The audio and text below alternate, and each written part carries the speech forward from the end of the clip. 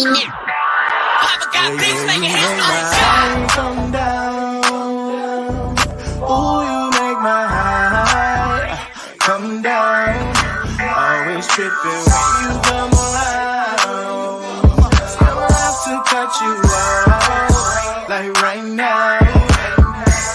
You see, I don't have to drive me. You can say that for your mama. Maybe you should smoke some. Me try the marijuana. I was never you good. The vibe was straight. Showed you a couple of things and they feeling strange. I treated you right. Everything was a gift from a time to your bag and the color on your lip. Yeah, you Welcome to a special edition of Seahawks Man to Man, a YouTube exclusive.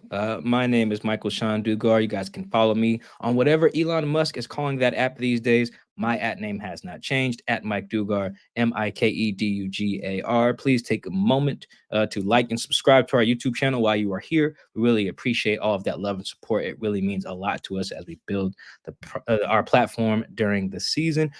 Chris, go ahead and talk to him. What is going on, everybody? It's your boy, Christopher Kidd. You can follow me on Twitter at CKIDD206. Excuse me. And that's CKid206.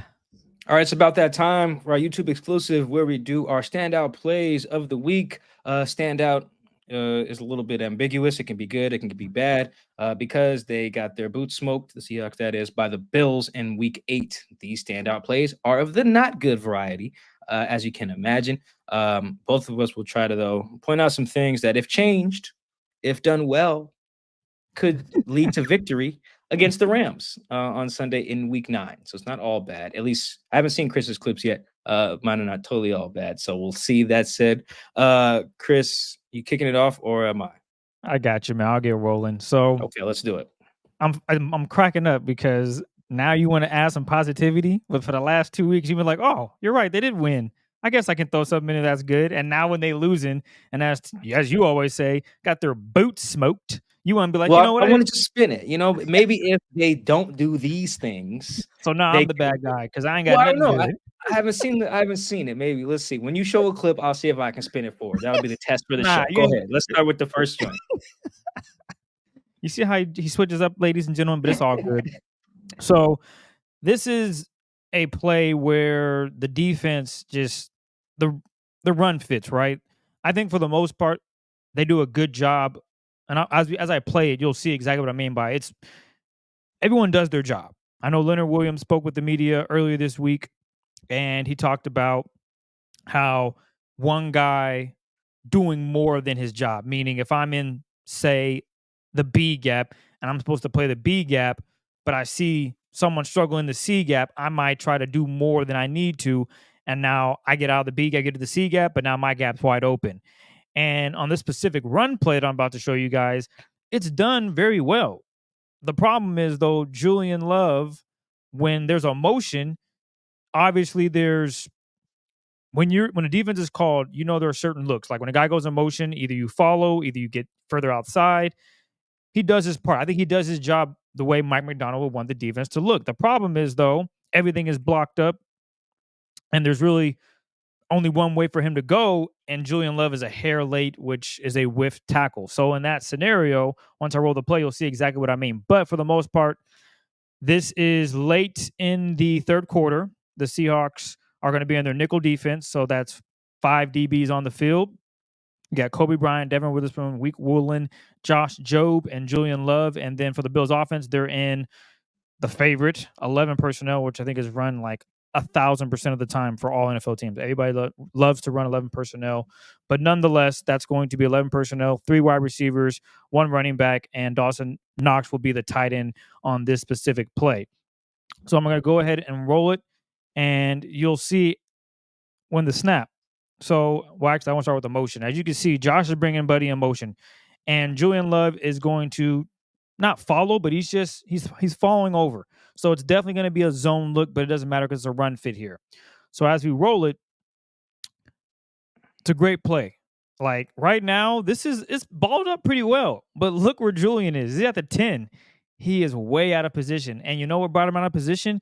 It was that motion. Because if it's a pass play and Julian doesn't buzz down to the flat, that could be a huge explosive. If it's a screen or anything, it could be a touchdown. So he's trying to read and react to what's going on. But it's what happens next. That's unfortunate. He just takes a poor angle because he's already out of position.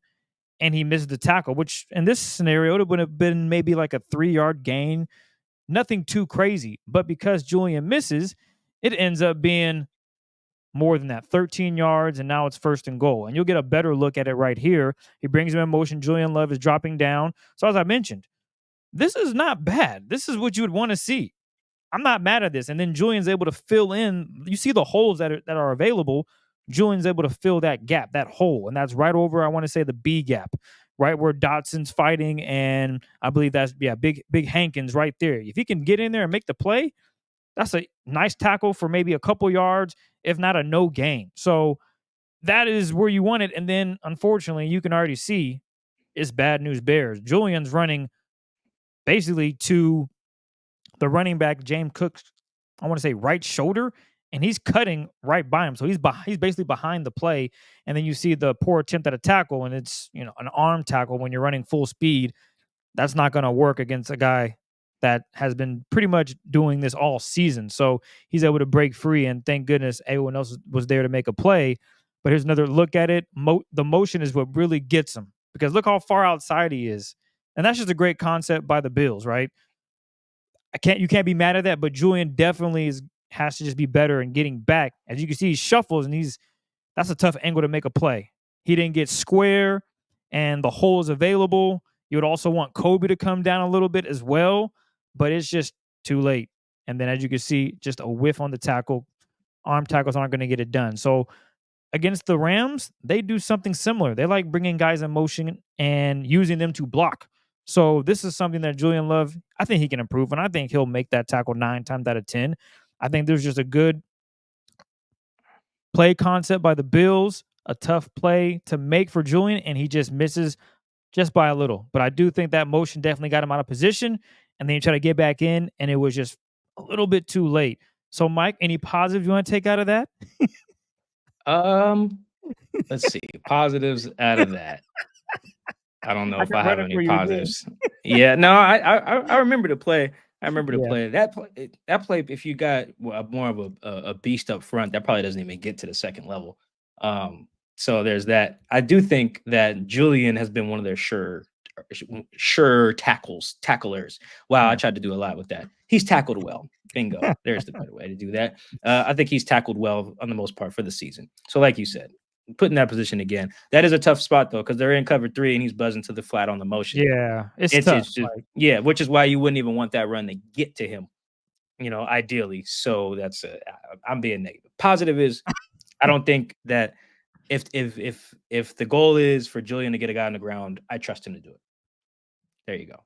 There you go. You did it, Mike. I'll give you some kudos on that. Is that fair? I think so. Yeah. That's cool. This next play, I like this play a lot. It's just, I think, communication, and I know Spoon will want this play back, and I'll explain why I think Spoon will want this play back. But here we are again. The Seahawks are going to be in nickel again. So that's going to be 5 DBs out on the field. Kobe, Devin Witherspoon, Week Woolen, Josh Jobe, and, of course, Julian Love. And again, with the Buffalo Bills, they come out in 11 personnel. And this is passing down, obviously. You got a ways to go, but it's 3rd and 5, so actually not passing down. It's, obvious. I mean, you know what? I will say it's a passing down. It's very rare that you see a team run it on 3rd and 5 if it's a halfback draw. So passing down, and the Seahawks are showing a little pressure here. But what the Seahawks have been really good at is manipulating what pressure they send, whether it's just 4 guys. So in this scenario, Mike, what is that also known as? When they're going to blitz or pressure with 5 and they drop only 4. They rush 4. What is that considered, Mike? That should be depending on who rushes, it'd be a simulated pressure. So ding, ding, ding. So simulated pressure. And as you can see at the top of your screen, you got Jobe at the corner, and then right next to him is Spoon. And what happens with Spoon is when he's normally in that nickel spot, he might be blitzing. So this is a scenario where, okay, Spoon's probably going to blitz. You see him, he's rushing in, faking like he's about to blitz. And then as the play develops, it's actually not a blitz. It's a sim pressure. So I'm going to pause it. You see one of the big fellas there dropping off.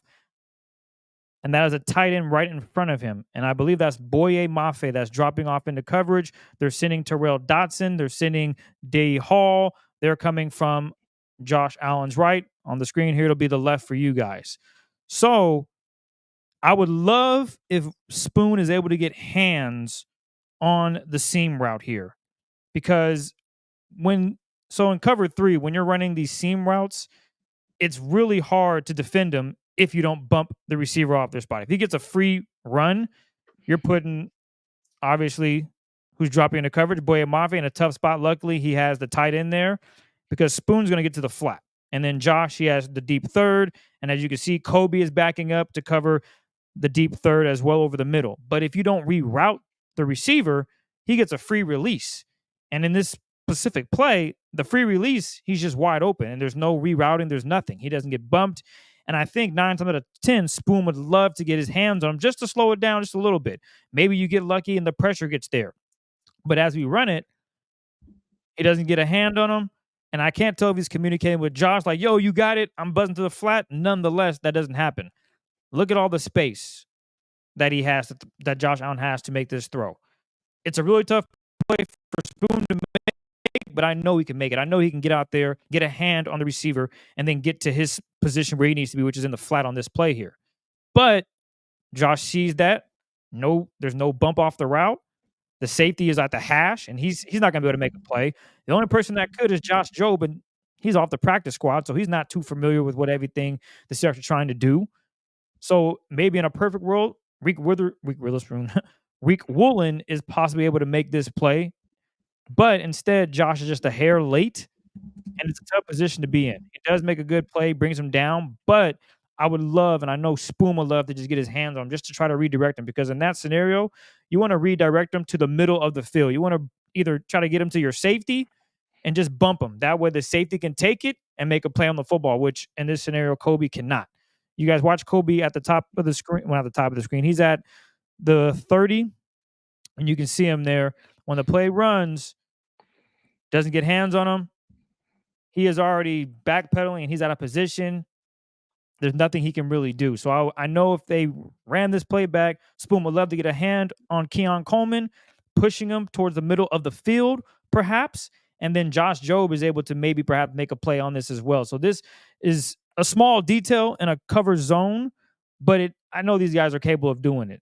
And I know they're faking the blitz, like, hey, we're sending pressure, and it's a sim pressure. They're sending Terrell Dotson from the other side, dropping Boye Mafe, but also just a really great throw from Josh Allen. So those are just some of the standout plays from when I watch film. Like, I know they want that back. I know they do.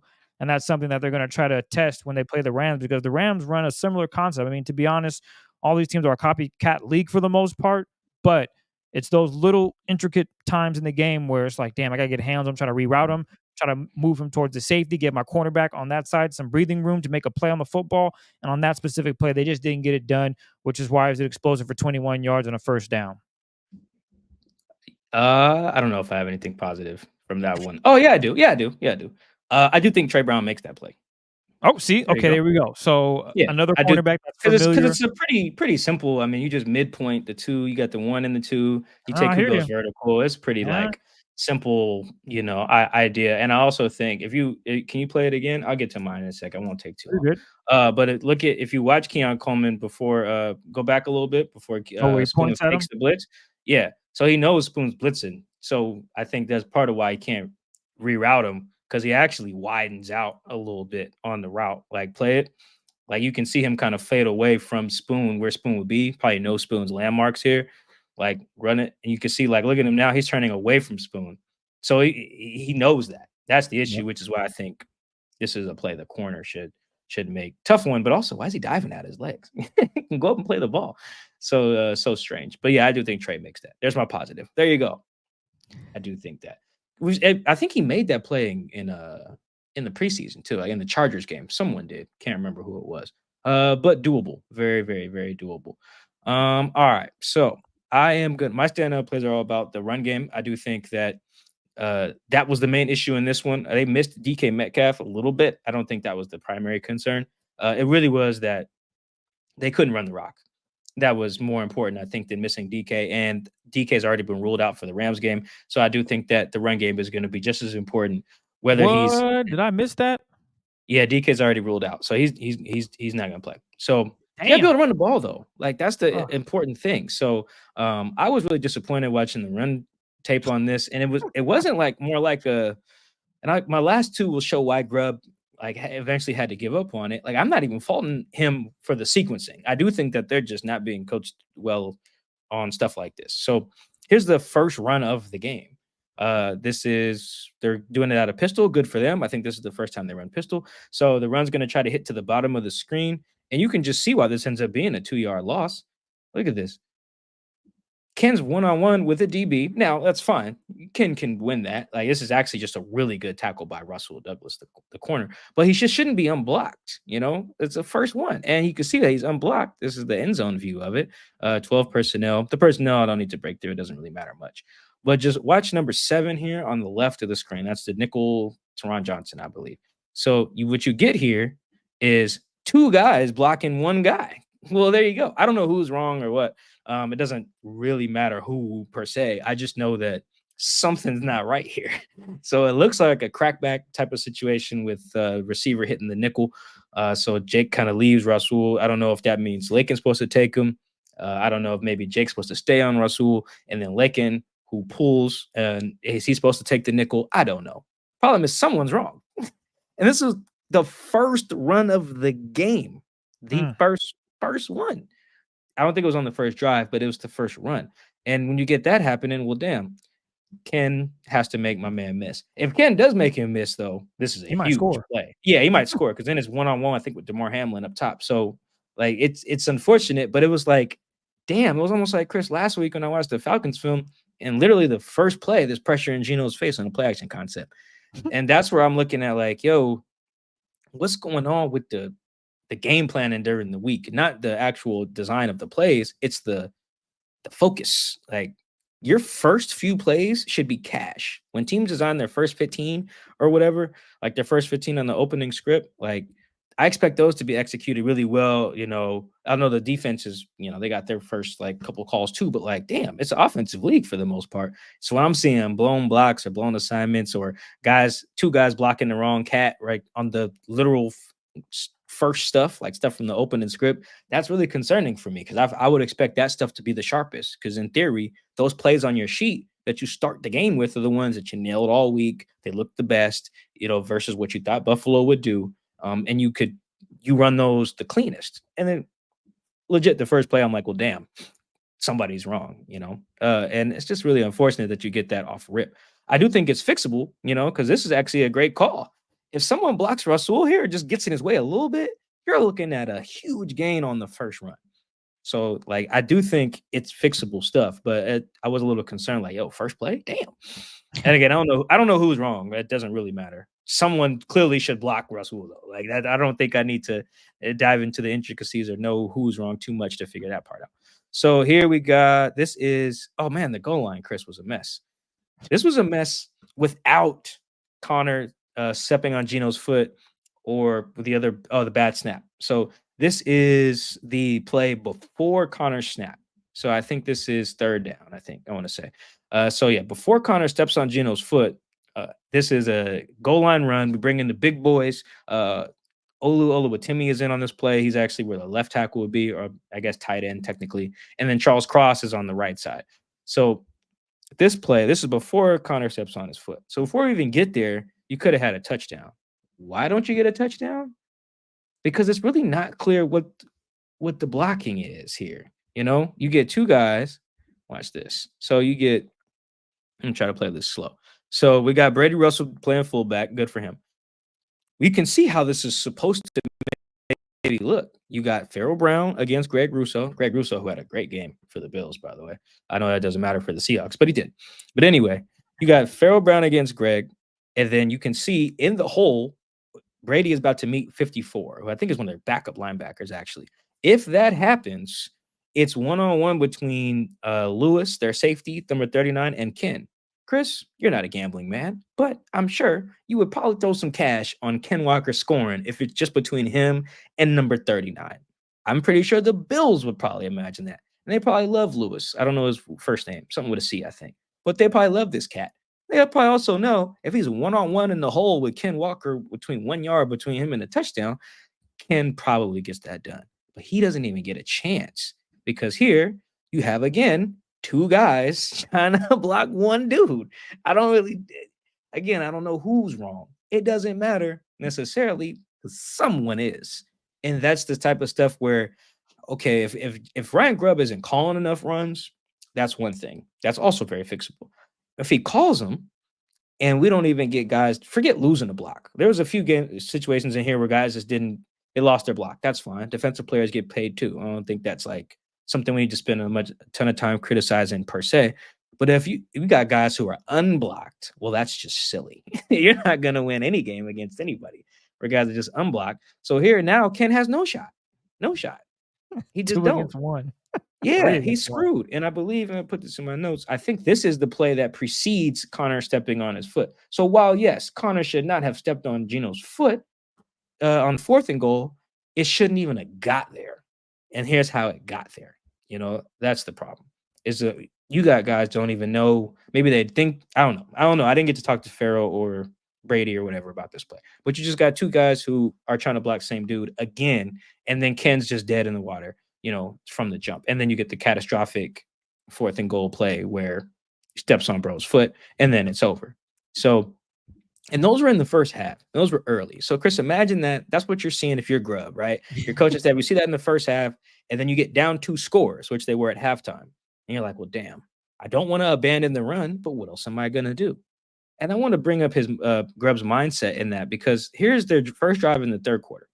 Now, the score is 17-3. So this is like, and I tweeted this in real time too. Like this is danger zone because you don't want to abandon the run, but you're also down 14 points in the 3rd quarter.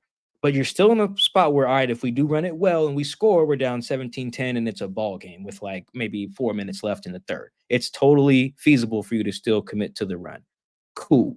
All right. Here's a first down run by Ken Walker. Again, we're operating out of the pistol. That's cool. On this, the Bills they have the advantage here. I think this is 7 blockers? Yeah, 7 blockers against 8 guys in the box. So this could go south. But ideally, what you would want is Ken to be one-on-one with some of the smaller blockers or smaller defenders in theory, because Ken versus a DB, the Seahawks probably like number 9 10 times out of 10. Cool. All right. Well, let's run it. All right. We got some combos here going, and boom. There's a guy right in Ken's face. All right, well, what's Ken supposed to do now? He's just kind of screwed. I'm not even necessarily blaming the call or the scheme per se, but now Ken is screwed. Although, if you notice, that doesn't seem like anyone gets a hand on Taylor Rapp, who's number 9 there in the box. No one gets a hand on him either. So even if Ken was to make that guy miss, it's a wrap. Number 9 just kind of comes in unblocked. Well, he's kind of screwed there. I think that's important, right? Because that was 1st and 10, down 2 touchdowns in the game in the 3rd quarter. So you have a chance still to run the rock. Okay, fine. Chris, the next play, which was good. The next play was a 13-yard pass to JSN. So even though we failed on the first run, we got a new set of downs. All right, that's great.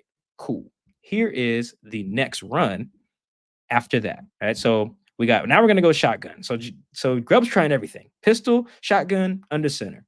Kudos to Grubb. He's trying to figure out what they do best. I appreciate the diversity in the run game attempts.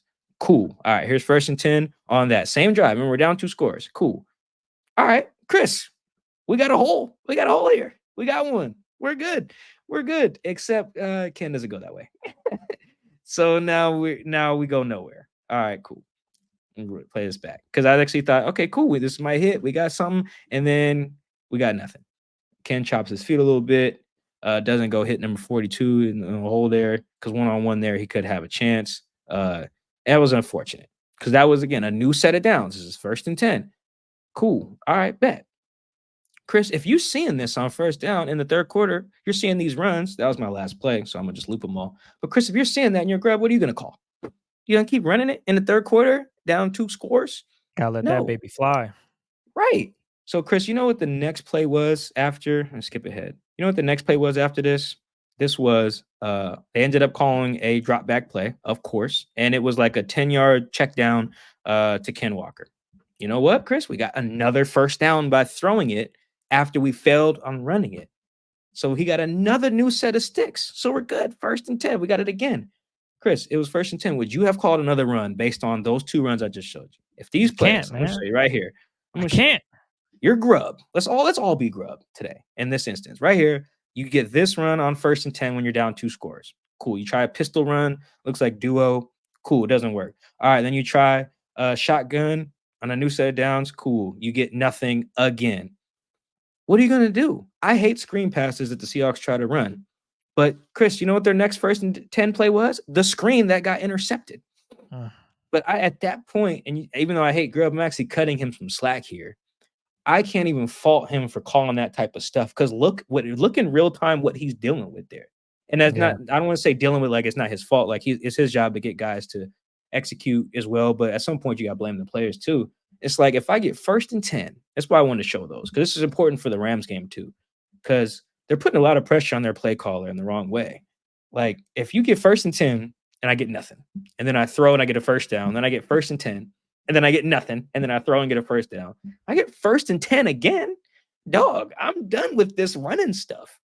Should he be? No. But if we were the OCs, Chris, we'd probably do the same thing. We'd probably be like, hey, let's call a screen or something. Because clearly trying to run it between the tackles is just not working. Whether it's guys not blocking the right dude, whether it's guys not hitting the hole, whether it's guys blocking the wrong cat, you're just not getting it. Under center, shotgun, pistol, doesn't matter. So if you're Grubb, you damn right I'm gonna call a screen. And then he should Gino probably should have thrown that in the dirt. But I feel like that is the struggle to see. That those plays really, I feel like, encapsulate the Seahawks offense right now. With or without DK. I don't even think this is a DK thing. Like it is very simple as they just cannot get the ground game going. They really can't. And it's not just one thing. I understand why Mike McDonald's saying that in these press conferences. It's not just one thing. It's sometimes guys are losing the block. And sometimes we're not even blocking guys. And then on that last one, it's like, okay, well, we kind of had a hole there, but we don't even get a chance to hit it or don't hit it. And then now we got nothing. So, yes, Grubb calls a screen. I don't even blame Grubb. I thought the screen, Gino probably should have just thrown it in the dirt, but whatever. The fact that he even called that when I don't think they should run screens ever again, I understand. What the hell is Grubb supposed to do? If he'd have called another 1st and 10 run right there, I honestly think that would have been dumb. Because then it's just like, well, why? Why beat your head against this wall? And then we're down 2 scores. I think the score in that sequence is very important to note because that was the last chance to run the ball, that drive. Because after that, he threw the pick. Buffalo scores a touchdown, I think. So now they're down 24-3. Game's over. Now you have to throw. Now you're cooked. Like that was it. That was a chance in the second half to get back in the game, and they just couldn't execute. So I think that's they won't have DK on Sunday, but really what's wrong with them isn't even about that. Damn, exploding downfield with the big plays, you have to be able to run the rock. And Grubb's calling it. I thought that was really important drive by Grubb. We learned a lot where he was like, I'm trying. He would probably, if we called him mid-game, like, Grubb, what are you doing? He'd probably be like, dog, I'm trying to call some runs. Like, you guys see what I'm working with? We just can't get it right for whatever reason, whether it's his fault, coaching, players, whatever. So I think that's going to be so huge in this game without DK. Because without DK, we've talked about this on the show a bunch. Ken is your next most explosive guy. He might be the most explosive regardless if DK is on the field. You got to get him going. He can get you explosives. You just got to be able to block it up. You got to be able to get him one-on-ones with DBs, get him one-on-one with some of these lighter linebackers. Like get him a chance, So and Ken's got to do it right as well. He's got to do his part, hit the right holes, be aggressive, whatever, explode through contact, all that stuff. But yeah, that's what really stood out to me watching the game because I watched it thinking, oh man, I bet you their passing game there was just nothing there with DK, and that was so secondary. When I watched the runs, I was like, oh, Grubb might be screwed. Like there's just nothing to call when you can't run screens other than the one that works, and you can't run it at an under center, shotgun, or pistol. What the hell? That I would throw it too. That's it. I'm not even faulting Grubb. So I think that's what's got to be. That's what stands out. And again, watch for that on Sunday, you guys. That's the huge thing. If they get down in the second half, how do they execute? Because they had a perfect chance, Chris, to not get blown out in that game, and because they couldn't run it, they were screwed. That the getting blown out was a direct result, not just of not having DK, of not being able to run the ball. If they can't do that on Sunday, season's over. I think they should be able to. I think they should. We'll see. But if they can't, there's just no saving the season. You got to be able to run the ball. And these are examples of what happens when guys aren't on the same page and guys aren't executing properly, and the situation that it puts Grubb in when he has to call these stupid screens. Just got to stop doing that. Ban screen passes. But the only way to get those banned is to run the ball. So on Sunday, that's the thing. Run it. And I think if they do that, we'll be in here on Sunday evening talking about the season being saved. If not, it could be spooky. Well, we hope you had a good Halloween. Maybe you got a bunch of candy. Maybe you didn't. But nonetheless, as Mike mentioned, we'll come to you guys after that game. Seahawks, Rams, Sunday. Kickoff 1:25, Mike? I don't know. I'll be there like 2 hours early. Something around that time. Yeah, something like that. Yeah. 1 in the afternoon. You guys hopefully enjoy it. I know they're going to have your heart going crazy, as we always get comments after the game about how you guys just can't breathe at some parts during the game. You're struggling to watch it. So I'm sure it'll be another one of those, or it could get nasty in there. But nonetheless, we appreciate all the love and support. Make sure you subscribe on YouTube, Seahawks Man to Man. Check us out on TikTok, Seahawks Man to Man. Getting a lot of love on there, so appreciate that. So if you're on TikTok and you're like, damn, we're going to get the show, well, here we are, baby. YouTube, Seahawks Man to Man, or wherever you get your podcast, Seahawks Man to Man. Also Instagram as well. I hope I didn't forget that. I might already said it, but yes, follow us on Instagram, Seahawks Man to Man. Mike, is there anything you want to add before we get out of here? Thank you guys for tapping in. Really appreciate it. Like and subscribe to the channel. That little gesture means the world to us. Enjoy your weekend. Be safe, and we'll talk to you guys Sunday night. Peace.